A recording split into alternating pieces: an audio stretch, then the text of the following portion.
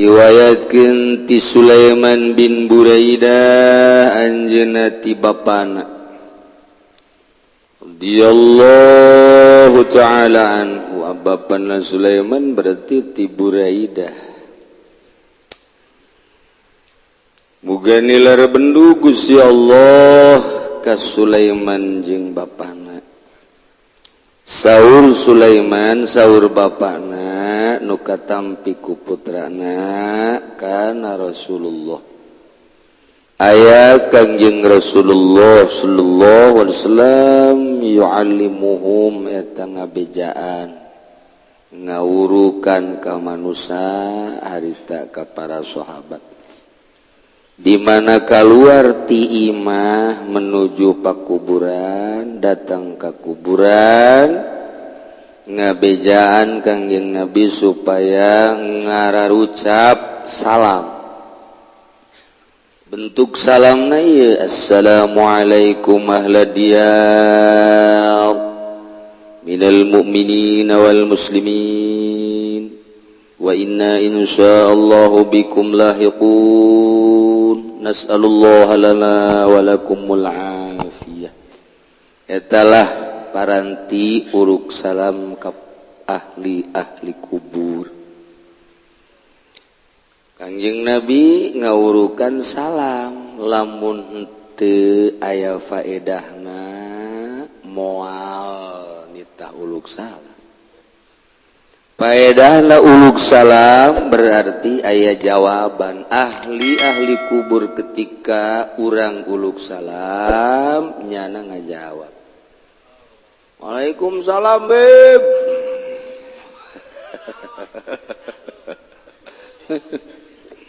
Waalaikumsalam. Jadi nyana ngajawab.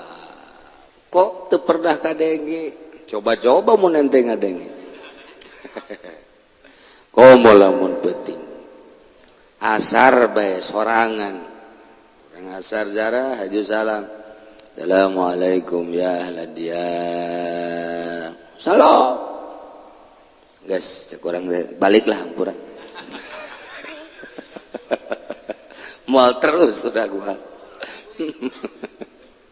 Sebab urang gua masih kene berat ka makhluk. Dementak urang dititah ge ziarah sorangan deui babarengan kana bus bari aya untungan atawa lain ziarah teh nu kos kitu mah tama refreshing we tama bermotif ziarah. Iya sorangan jangan tempat tu sepi. Assalamualaikum ya ahlad diyar minal mu'minin wal muslimin wa inna insyaallahu bikum lahiqun. Petik 11, 15, jam hiji, jam 2. Waalaikumsalam. Ono keperluan opo ge? Oh berarti wong Jawa iki. Urang sieun sebab urang berat ka makhluk. Geserkeun geura perasaan urang. Lamun urang masih keneh make perasaan nu ieu boro-boro di kuburan, di jero imah sorangan coba. Make perasaan nu ieu mah tetep bae. Moal kuat. Aya wiridan pamajikan korban. Pemajikan teh aya naon ye? Udang. Tungguan tadi dinya yang wiridan. Nya di dinya wiridan aya ieu di dia anu nungguan. Selalu ngomong kerja sama untungna mah kabehan. Eta al hikmat tah kos kitu batu. Jadi sabarang sorangan geserkeun keyakinan jeung perasaan urang nu ieu. Lamun make nu ieu bae mah atuh kieu bae hiji sieun borangan majawatek. Nomor kaduana moal ngeunah ibadah teh. Tapi lamun digeserkeun mah ta ieu cenah kiai ngageserkeun kumaha. Ta ieu lah ngageserkeun perasaan eta lah nu sulit. Nu sulit teh ngageserkeun perasaanana. kunaon teh cenah kiai teh dibikeun ka batur teh perasaan pugu kiai na geser wae can ngageser sarua jeung ente kudu ditungguan bae cieun teu meunang anu kakresekan kiai na ge haju ngaringkuk boro-boro ngageserkeun batur pugunya na geser wae tengah-tengah maca sholawat kosrek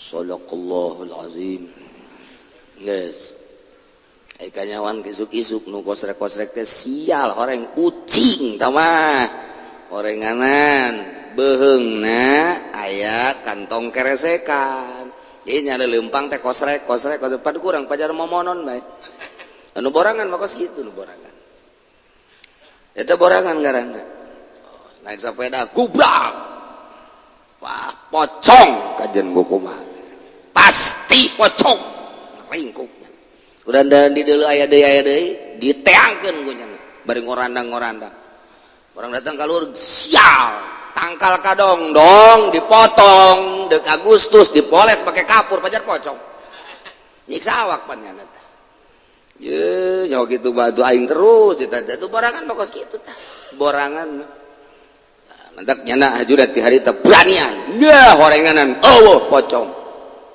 orang malam Jumat deui naik sepeda deui aya ngejentul wah tangkal kadongdong teh mah kajen ku kumaha ge diteruskeun ku jana barang ditewak teu beunang ye pocong beneran guling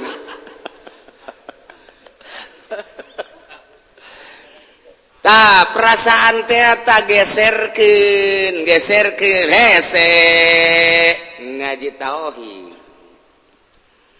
ku tauhid ke bakalna tah geus puguh wujud kidam bakom mukhalafah lihal walil hawadisi qiyamu bidafsi wahdaniyat qudar malang geus diwurukeun ka batur tapi borangan keneh baja wujud kidam bako wujud hartina aya Allah teh kasipatan ku aya wajib ayana geus ayana Allah kasipatan ku kidam hartina ti heula teu kapiheula bako hartina Allah teh langgeng teu aya tungtungna geus diurukeun ka batur malah dimantekan segala tapi tetep borangan bae kajahoan boranganna balik ti masjid ngagerokeun pamajikanna oi ya hei kunaon ada gegeroan sieun aing tadi tas ngaji tauhid tapi balik ti masjid ngageroan ka pamajikanna sieun jakena sia jurig teh tauhid ka mana tauhid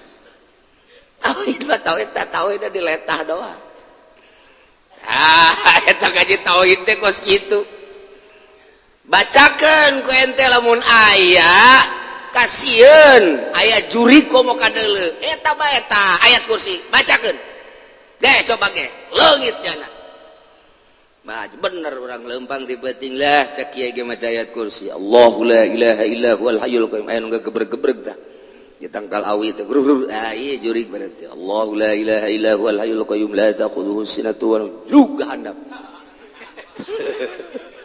enahan aya di hareup Allah la ilaha illa huwa la ta'khudhuhu sinatun wa la nawm lahu ma fis samawati cak jurig teh aing ge bisa ayat kursi kos kitu mah ayat kursi kos kitu aing ge bisa sebab sarua ayat kursi urang nu dibaca ku urang jeung ayat kursi nu dibaca ku juri sarua saurang lagi bersifat juri jadi sarua tuh naon bedana sia jeung aing cek jana teh sia nonton TV aing nonton TV sia main bola aing main bola atuh akur atuh teu banjur ayat kursina kumaha deui carana ieu neangan supaya ulah borangan bejana Tuan Syekh Abdul Qadir mah dileuweung 3 tahun bejana Imam Ghazali mah 13 tahun bejana Imam Syafi'i mah 1 tahun Kangjeng Nabi di luhur gunung Jabal Nur sorangan bae Kangjeng Nabi mah teu dibarengan ku sasaha guru-guru urang tararapa geuning dileuweung eta Syekh Maghribi osok kapanggih kapanjing Syekh Asnawi mun naik kuda kapanggih tah nu kuari makam teh Syekh Maghribi di dinya ngobrol kapan dileuweung berarti Syekh Asnawi teh caringin teh osok ngobrol jeung nu kararitu dileuweung kok teu sieun sih aing sieun mulai tah ji atuh sia mah boga guruna si Golkar nu borangan atuh pasti kasihan nyurupna ge Golkar deui bae borangan deui bae boga guruna atuh nu tegep anu teu sieuneun ka jurig ka karak mun mage jurig dek bae ya bejakeun sia ka guru aing sieuneun nyana sebab guruna sakti tapi lamun urang boga guruna Golkar bejakeun sia ka guru aing guru sia ge bareng jeung aing da kumaha coba urang ayo tuh di Garut aya Siti Kolbunia jin mondok ngaranna Siti Kolbunia sok nyanding ka santri sok ngaganggu ka santri aya santri pernah dibawa ku Siti Kolbunia sabulan teu balik geus ditarekahan kieu kitu ge hese bae tapi eta ulah babacaan di Garut mah bejakeun sia ku aing ka mama asal kitu bae cager aya santri nu kasandingan sia jinnya bejakeun sia ku aing ka mama cager coba kuari jin bejakeun ku aing ka Habib Rozak mana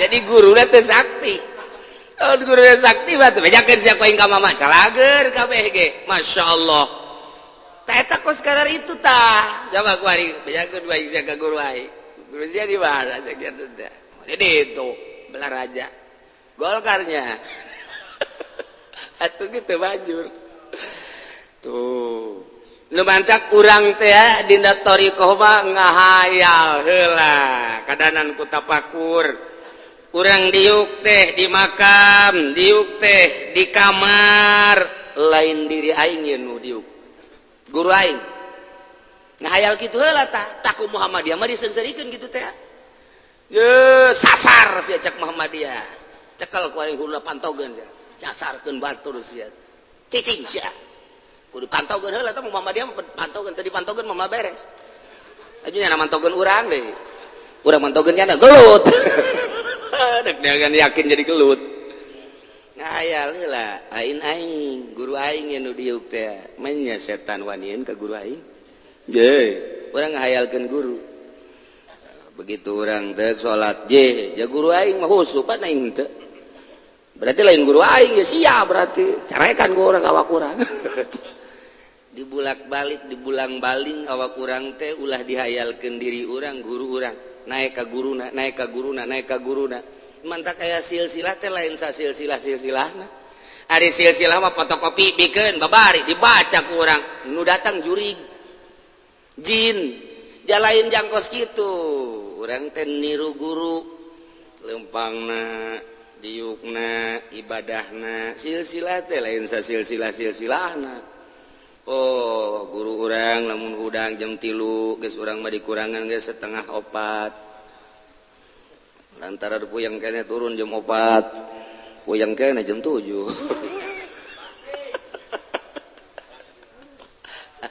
keur carita torekat mah kos kitu ulah dihayalkeun diri urang tah urang di masjid sorangan dipoekan Allahu Akbar coba ge urang ngahayalkeun urang teh wali ngahayal aing wali ye Tuan Abdul Qadir aing ye Allahu Akbar aya jurig Abdul Qadir sial sia kuadan wanian ka aing sia Allahu Akbar sebentar Abdul Qadir mah digalemohan ku jurig teh kapan nya sataun jurig bae nafsu teh sataun ku hewan-hewan sataun ku awewe geulis eta ngeunah henteu pernah ku awewe geulis betul atuh emang siapa kitu malulu aduh dasar nafsu wanita meureunan tah eta urang teh berthariqah bersilsilah hayalkeun guru urang hebat ibadahna moal emang kos kitu dicoba ke penting coba jeung urang jeung tengah penting urang hayalkeun yo Syekh Asnawi caringin mah tengah penting teh nya mah salat zikir jatesieun coba ngahayalkeun diri urang teh Syekh Asnawi ye masih moal coba ge cobaan moal bae kajian kumaha ge moal sieun ketika urang sieun berarti atuh urang teh anu asli lain Syekh Asnawi Syekh Asnawi teh sieun begitu aya pocong ya saya sawi teh sieun aya sia atuh ai sieun atuh lompat ja aing mah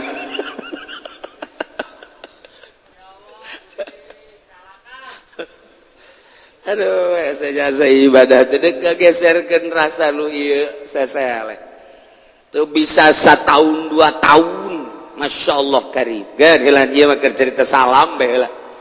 Assalamualaikum ahlad diyar minal mu'minin wal muslimin. Ieu mah riwayat Sulaiman ieu, ka riwayat lain aya deui. Wa inna insyaallah bikum lahiqun. Nas'alullaha lana wa lakumul afiyah. Al-Fatihah. Oh, di Al-Fatihah. Teu dan kurang Al-Fatihah.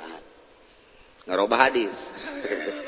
Hadis salam geus bisa kitu. Rawahu Muslimun. Al-manal ijmaliyu wallahu a'lam bissawab.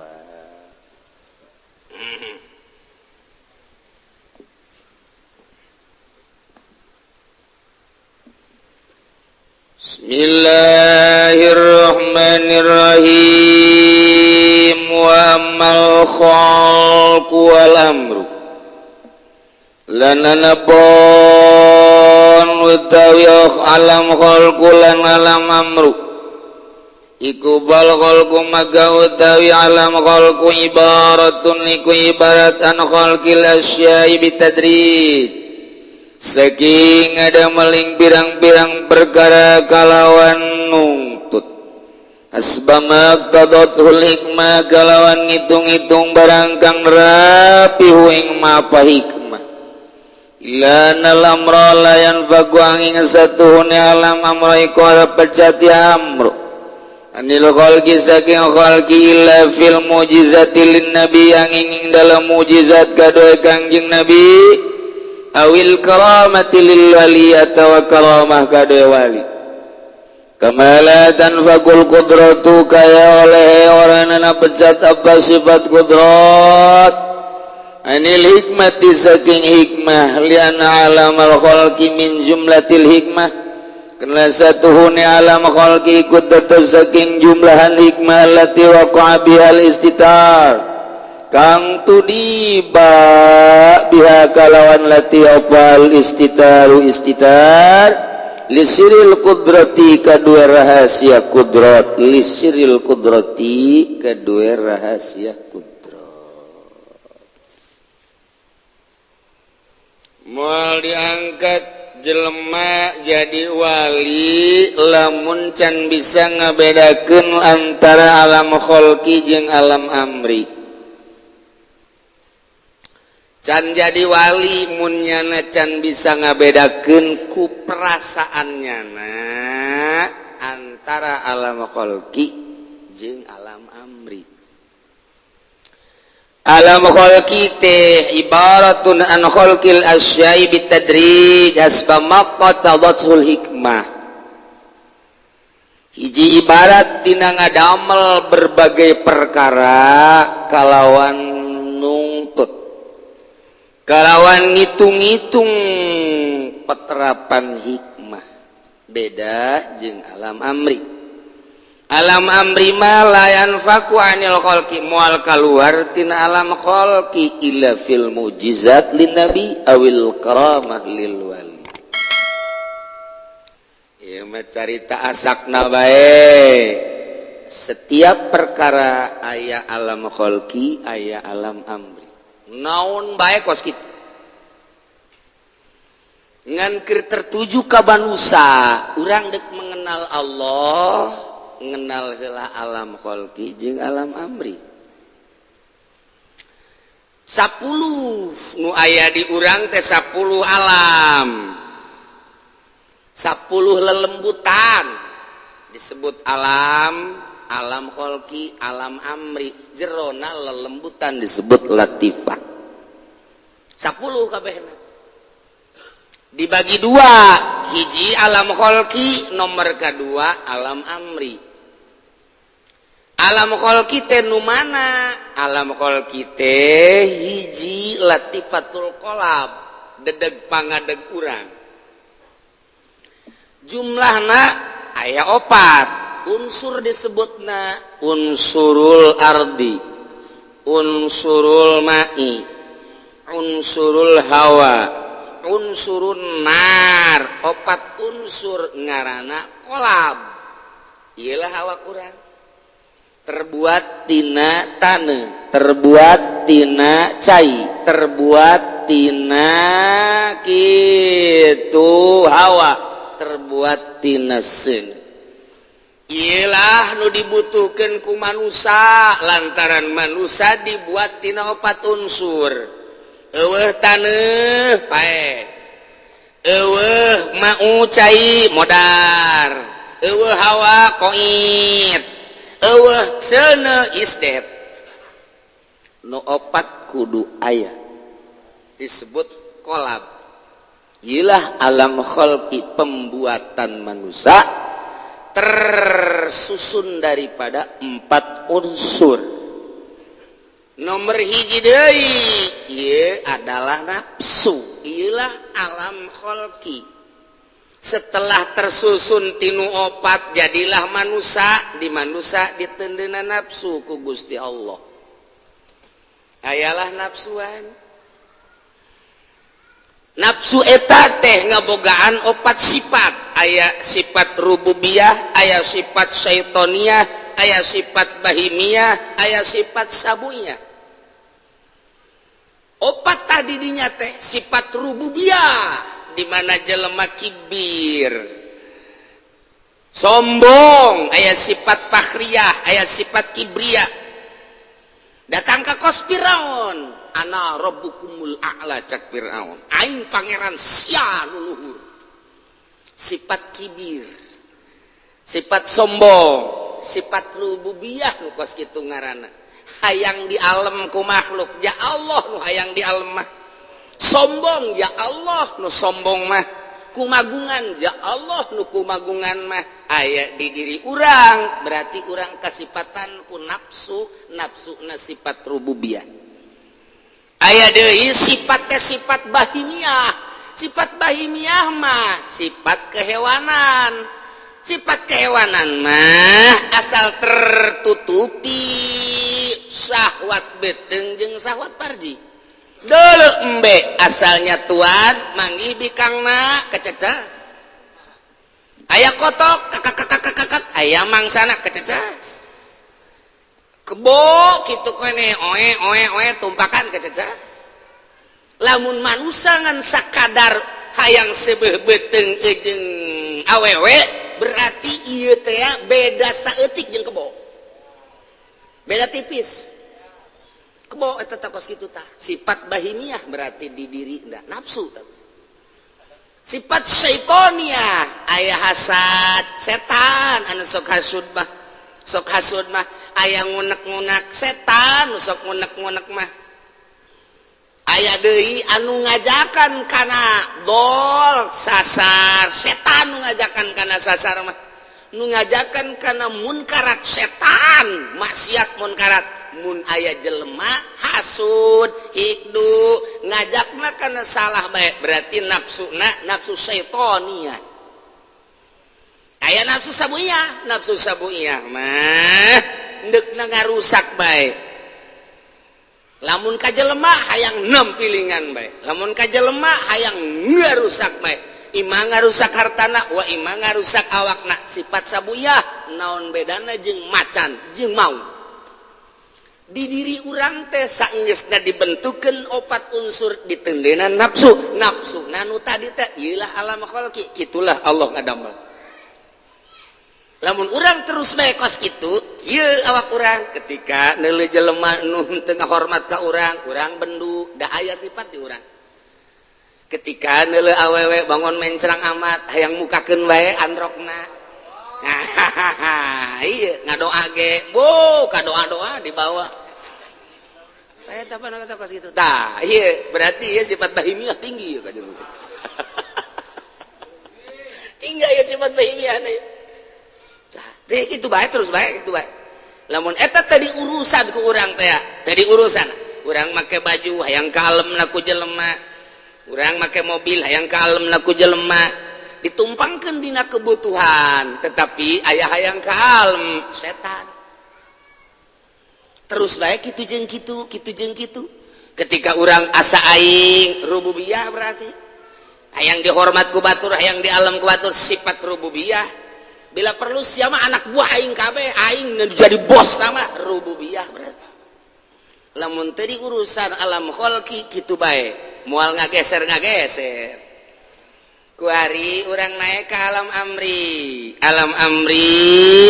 ialah nu 5 latifah latifatul qalbi latifatul ruh latifatul sir latifatul khofi latifatul akhfa eta alam amri nu kos kitu ngaranna lelembutan nu kudu diurus teh eta ngageserkeun tina alam kholqi ka alam amri kudu aya nu nungtun lamun eueuh nu nungtun datang ka paeh urang aya di alam kholqi bae terus bae kos kieu.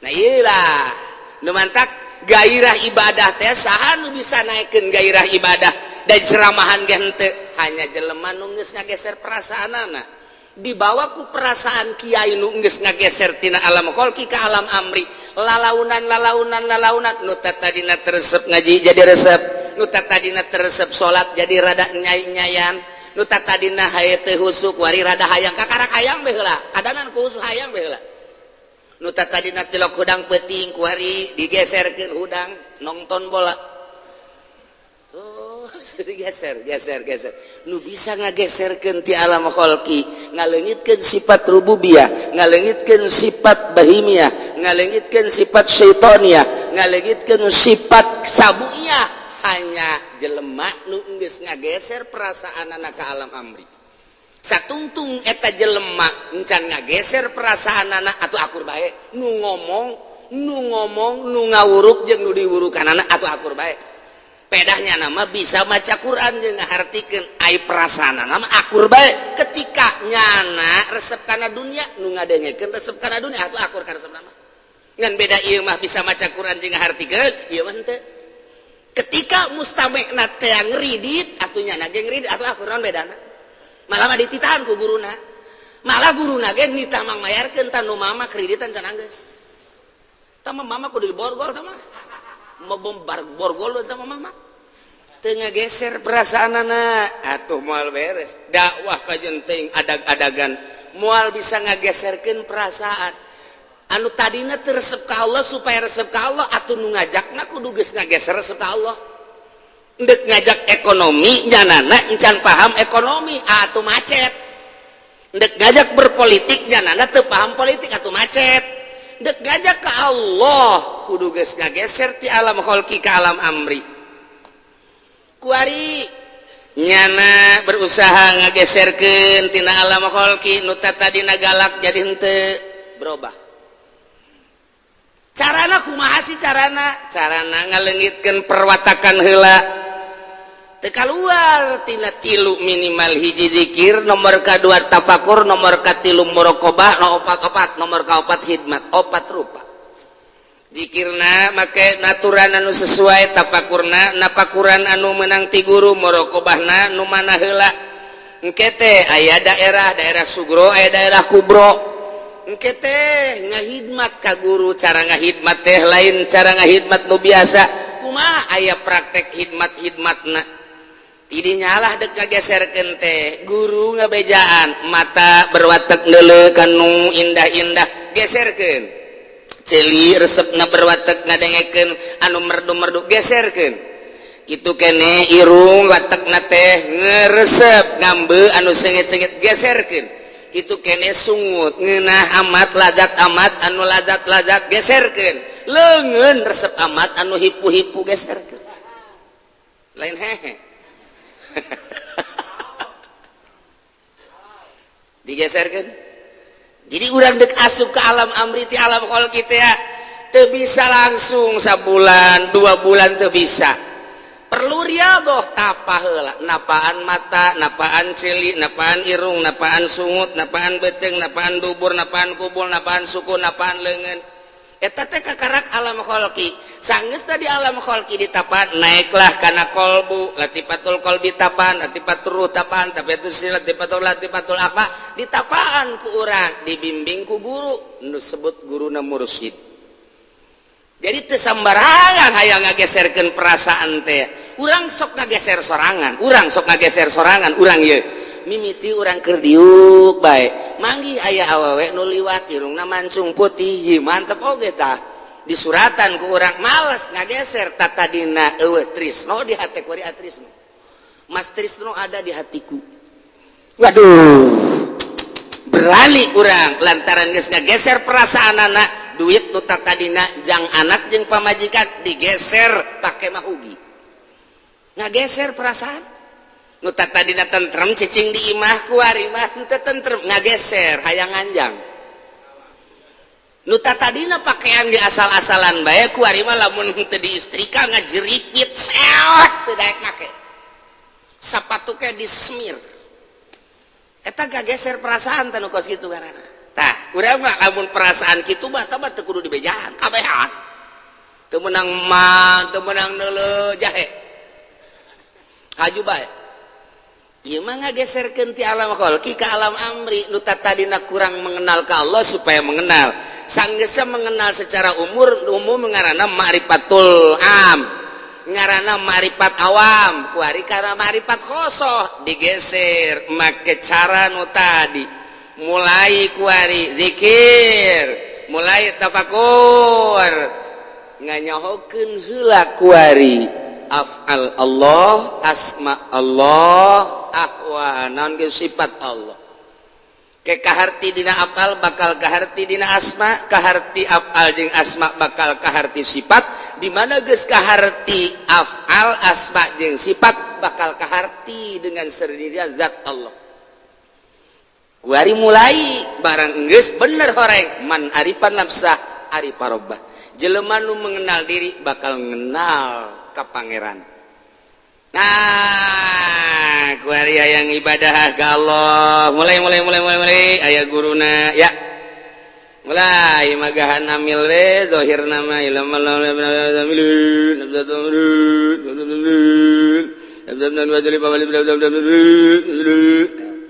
beres zahir nama kos gitu batinna keur ka Allah mulai kuari ngaji alfiah bae set kalamun lalazun mufidun gasa jumasunna fil zahirna kos gitu batinna ka Allah mulai tek ngaji kuari arkanul wudu sitatun birang-birang rukun wudu ikunana maniatul beres zahirna mah keur syarat batinna keur ka Allah mulai aya nu nungtun ya aya nu ngajak tad kan urang ka ditu yeuh ka desa kumpulan ka desa aya naon tuh kumpulan aya kumpulan di balai desa bangunna cenah de konsolidasi aya kiai di ditu nu ngajina kiai anu mikirnya na keke aing batal moal ka Allah na aing batal moal henteu lah henteu kuat berarti ngana teh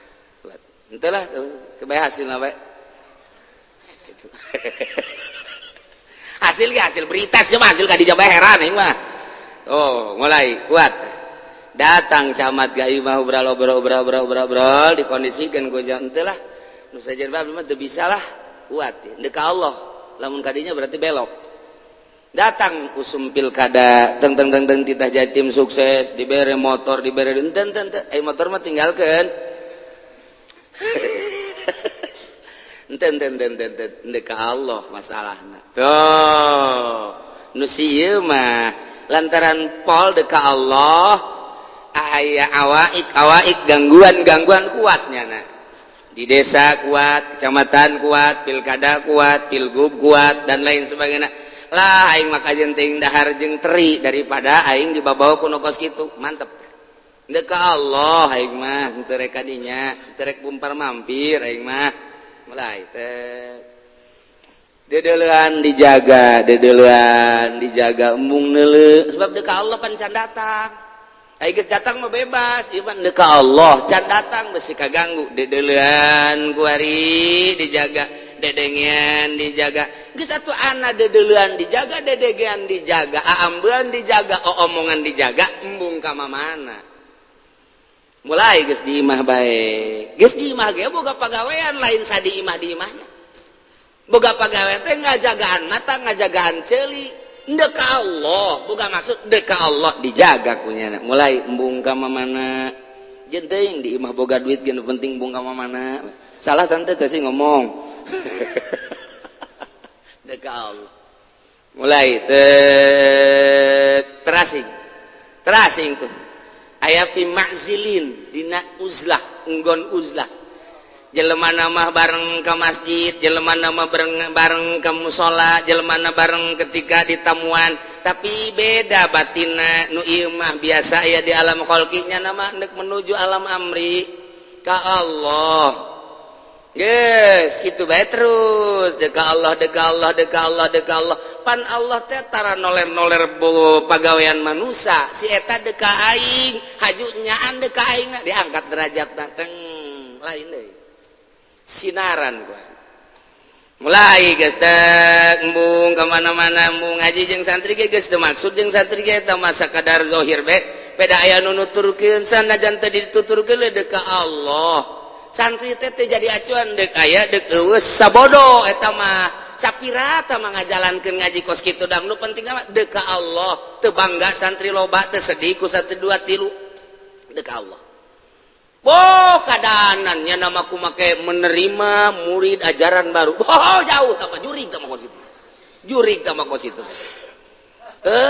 dek ka Allah tah mah atuh tah mampir ngaranna kos kitu mah tah munai pesantren menerima ajaran baru hubungi Habib Rozak ya teman kos gitu mah mampir teman teu datang ke Allah teman salah tadi henteu salah ieu keur carita ka Allah besi pacar jalankeun henteu ngan nya aya di dinya di alam khalqi bae ieu mah deuk ka Allah carita deuk ka Allah mandeg di dinya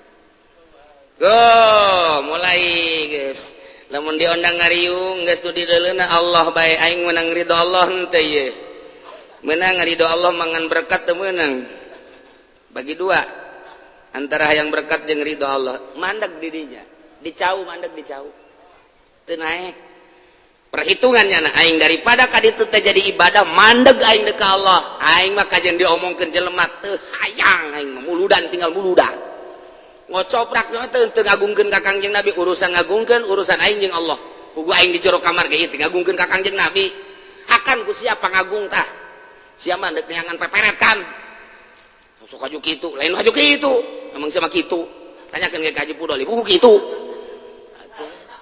geus aing mah cicing mah di imah ge teh keur ngagungkeun Kangjeng Nabi bakal agungannya dibanding jeung ngeureah-reuah mangan sakali doang sajam 2 jam nyana mah terus deka Allah mulai terasing sorangan uzlah ngaranna uzlah dengan sendirina pembangunan alam sutra datang di dia bangunan di itu bangunan di dia bangunan di dia walah keluar neleping-ping cek waduh si amoy nyeputi kaganggu asal neuleuh bae salat jadi kaganggu nu tatarina asyhadu alla ilaha illallah kadeuleuh kumaha hate teh Allah ku ari mah ping-ping amoy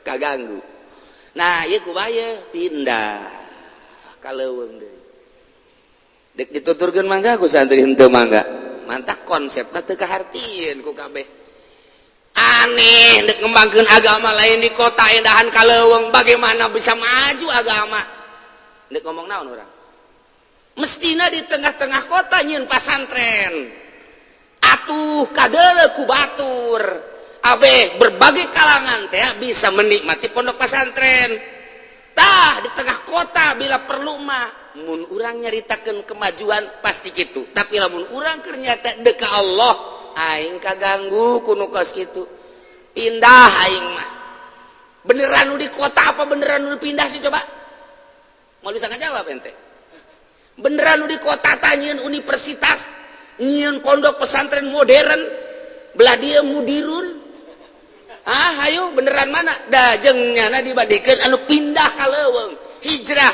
dek ngilu dek henteu sia ka aing sabodo sia ngilu bae pagahan ku aing teu milu bae eueuh masalah jaing mah deuk ka Allah beneran nu pindah tak ka leuweung beneran di kota teu bisa ngajawab lantaran urang datang ke alam khalqi ketika jelema nu dek berangkat ke alam amri pasti usah ieu hayang sorangan tapi dulu kemangfaatan anak bakal halayak rame sesuai jeung keikhlasannya anak ikhlasnya anak iya teh 10% engke bakalna 10% nu milukanya na didinya bakal ngiuhan didinya 10% boga ikhlasa 50% ngariuhan 50% didinya boga ikhlasa 100% sajagat ujianan tergantung keikhlasan anak padahal tadi nama sorangan tapi efeknya bakal kakabeh. Nah, mulai ngageser di alam kholqi sorangan, kasihan jadi ke Allah. Ketika orang aya datang dunia, dunia dek naon sih aja iman ke Allah. Letik mau sok mumar mampir. Sakaji pudal bener oge sih. Datang guari gitu jurik dek mana sih ya? Dek ngaganggu, ndek naon ngaganggu aing aing mah dek Allah sia makhluk Allah, aing makhluk Allah. Goblok sia. Emang aing sieun ka sia? Datangkeun bapak moyang sia. Bener bae datang 5. Hehehe, tolol aing mah lalagaan goblok. Teu sieun sebab dek Allah sia makhluk Allah, aing makhluk Allah. Datang orai. Orai. Dek mana? ngagoda saha ngagoda ente aing mah teu kudu digoda tiba heula ge emang aing sieun ka sia anda kalau digoda moal sieun aing mah moal sieun aing mah digoda ge sia dek aing dek ngaleg-leg sia leg-leg aing paeh cenah cek orangnya sia di jero beuteung aing geus saya tulisanana meureun aing di lauhul mahfuz kudu paeh di beuteung sia goda aing sia digoda terus direngkol awak aing awak kurang teh di dia mah wayahna bejak orangnya teh andek dikencengkeun ieu beulitana kencengkeun raketak Allah nu kencang Allah cak orangnya panas eta Allah-Allahan bae modar sia dibalik kuari mah ku Allah aing paeh sia aduh ampun panas caknya panas indit orai mentak ente beusaya orai antepkeun asana paeh ente ulah ka turut-turut dah sebab Allah ente mah tiis ka orai begitu dia Allah tiis sakieu sakumaha ase bae ye pandongeng kiai mah panas atuh lain deui Allah itu mah ku hate sia mah ku sungut nya jadi tiis mulai digoda ku dunia moh aing mah digoda ku jurik tah teh sieun digoda deui ku hewan teh aing mah endeu ka Allah mulai jelema ti kota datang ka leuweung tengah peteng Waalaikum naon aing mah keur ka Allah engke sagedeung heula ye Waalaikum aya naon pamajikan kabur atuh pamajikan kabur kunaon babejak aing sia emang ribut cekan yuk kabur dibawa ku batur beureun neangan deui bae yeuh kadeui kiai bageulis tante mun geulis ditah ka dieu bae teh pamajikanna mulai berbagai-bagai urusan anak teu kaharti nyana akademina nyana jurusan anak tetapi kuari jelema pada marenta tulung kunaon sabodo aing mah ka Allah acara didoakeun manjur atuh urusan Allah teu di aku jadi ka Allah acara teu manjur sabodo diomongkeun sama kiai eta mah teu manjur sabodo sia dek naon datang ka aing kumaha Allah bae geus hese nyaritakeun ngageser kuari mah ti alam kholqi ka alam amri ninggalkeun alam kholqi geus perasaan naon kuari hiji be Allah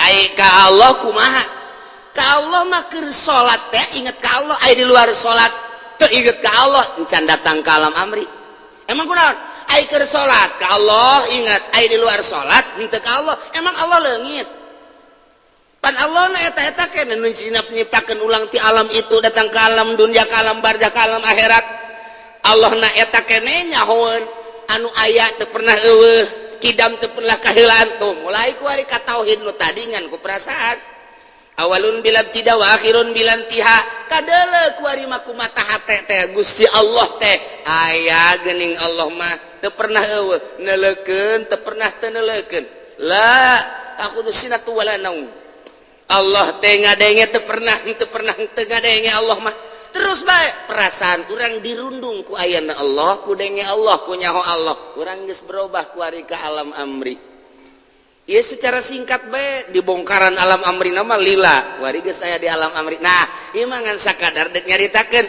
jelema nu geus pindah ti alam khalqi ka alam amri bisa ngabedakeun ieu mah alam amri ieu mah alam khalqi etalah wali. Ketika can bisa ngabedakeun mana alam khalqi mana alam amri ku perasaanana eta mah nu kos kitu mah jelema TK teh kos urang kos gitulah jelema anu ngageserkeun perasaanana sabaraha tahun bisa ngageser tergantung kecerdasanana. Namun masih keneh urang ka pasar ngeuleuh nu ngagantung resep keneh urang aya di alam khalqi keneh. Ketika urang ka pasar ngeuleuh samarenda ngeuleuh tamer ngeuleuh jubah ngeuleuh macem-macem geus teu kadeuleuh dina kadeuleuh ge ku mata ieu doang mata hate mah geus teu deuleuh urang geus ngageser ka alam amri. Kuari mah geus teu kudu ka pasar ngeuleuh mobil bae. Ketika orang dulu ino pak hayang ente emang kunaon bantah ente teu kawerat atuh siap jualan aya cenah mun aya jualan meuli atuh siapa lain alam amri alam khalqina ge mah ngeblesek tambah didinya. Perasaan orang bakal akur antara mobil goreng jeung mobil bagus aing ge akur kumaha dina pada teu boga aing nu goreng teu boga nu bagus teu boga lain kitu. Neuleuh nu bagus sakitu neuleuh nu goreng sakitu neuleuh nu rentul na baju di luhur pakaian sarua. Ketika asup ka pasar ditawaran eueuh nu hayang teu maksud jeung teu hayang bae tah lamun geus kitu berarti geus ngageser kuari perasaan ti alam khalqi ka alam amri. Waduh atuh tah mah lain ku lain pagawean memeh dahar heula tuh sia lain lalaga nu mantak teangan sakabupaten Pandeglang, teangan sakabupaten Serang, teangan sakabupaten Tangerang, teangan sajakarta aya eueuh nu ngageser ti alam khalqi ka alam amri. Aya saha? Aya mah aya ngan moal bisa kanyahoan. Ketika urang nyaho si eta mangmang lantaran biasa bae jelemana. Mentak kapanggih di mana baik engke bakal berbeda. Lu engke nyana manggihan jeung bangsana deui mungkin di masjid, mungkin di gunung, mungkin di Jakarta, mungkin bae di tengah sawah, tergantung nyana kondisina perintah ilham ti Gusti Allah. Itu mesti di masjid. Itu mesti di saya Maulana Hasanuddin, sugan Maulana Hasanuddin udah kapanggih jeung si eta henteu. Oh, jak kapanggih dia keur di orkes. Aya orkes biduana sakara nu laleta? Biduana sakara gegeraan atuh sase api-api sia urang aya jeung bangsana nu mantak nu kos kitu mah kadang-kadang dihareup ya hareup zaman nonton biasa bae seuih teu nya wali orang wali mantak besi aya kiai atau ustad nonton orkes na ye ge sing hade talian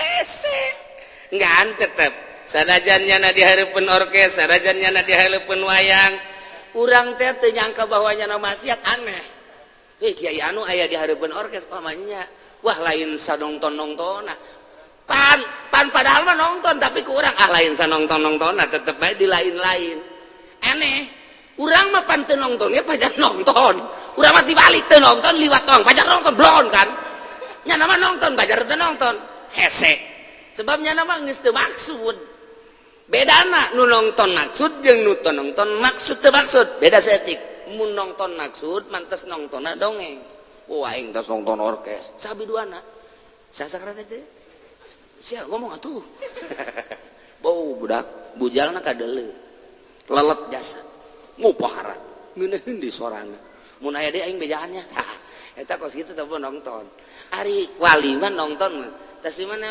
ustad tasi mana nontonnya saha biruana dukanya cenah bejan apa dihareup jadi hareup bae teu neuleuh naon teu neuleuh nya nama teu neuleuh biduan teu neuleuh naon kos Haji Pudoli persis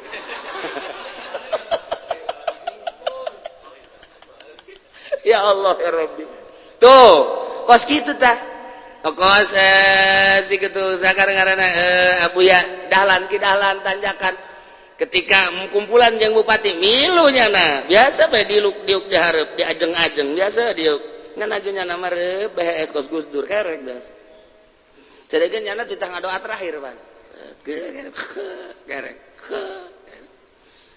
ai urang mah pugu keur gaji ge kerek ieu urang mah lain keur kumpulan ieu mah keur kumpulan ke geus terakhir bae acara terakhir doa penutup ialah Buya Dahlan dihudangkeun nya kerek ieu naon doa terakhir oh doa geus agesan nya geus doa Allah mun ditanya tadi si naon diberi teh nyaho tah mun geus kos kitu masalah Gus Dur lamun diriungan langsung kerek Gus Dur terkenal kerek aja Gus Dur mah kamari digor we keur kamari keur hirup keneh kerek we digor ge cenah tapi ketika aya pertanyaan bisa dipertanyakeun tah ge Gus itu kan kalau lagi kumpul-kumpul kan tidur tapi kenapa kalau ditanya bisa aja jawab wah itu sih urusan saya atuh hese aja Gus Dur mah ja kerek mah beneran cenah mah saksian ya kerek mah cenah mah tah geus sararese eta lah khorikunil adat nu kos kitu ngaranna pindah ti alam kholqi ka alam amri sanajan hadir ge jajana mah geus lain deuleuan kadinya lain dedengean kadinya emang teresep kok bisa hadir di dinya zayyin nafsaka bil maksiat tah nerapkeun zayyin nafsaka bil maksiat jang nyana lain jang ente ini ka mana ya aing deuk nonton pan nonton zayyin nafsaka bil maksiat aing deuk supaya kadeuleuh nama maksiat batin nama heuh atuh sia neraka ngaranna ya orang dihareupeun orkes ge ai perasaan orang ka Allah mah moal disiksa atuh moal disiksa sok dihareupeun oh engke sakedeung urang bakal boga presiden tukang nyanyi oh saksian ku urang biduan nu mana bae bila perlu teu make calana geus maka ih kadeuleuan atuh bae kadeuleuh eta cenah nu kadeuleuh Allah na sia seuri heran nu kadeuleuh eta na atuh moal disiksa dia lain deuleuh lain denge pindah ti alam kholqi ka alam amri eta panjang dongeng nah deuk ngageserkeun alam kholqi ka alam amri ti awal ngageser kudu aya nu nungtun nu mantak ge tah eta teh bakal ngageser engke ge kos urang hayang nyieun kitu kolong ulah dicita-cita ku kumaha nyieun bae bale engke kolong aya sorangan ieu ge sarua si urang deuk maca Quran ulah nyaritakeun maca Quran atuh alif ba ta alif jabar ba ge bisa sorangan hayang bisa maca kitab atuh amil bae baca jeung jurumiyah geus bisa amil jurumiyah terapkeun bakal bisa maca kitab ieu ge sarua tungtun ku guruna ieu kieu bakal maripat sorangan ye atuh kos kitu jijah heunya atuh meureun dongeng ieu tah mah ya hese ka ditu nama tah ieu ngageserkeun ti alam kholqi ka alam amri teu sambarangan moal diangkat jadi wali jelema muncan bisa ngabedakeun mana alam amri mana alam kholqi wa amma syariat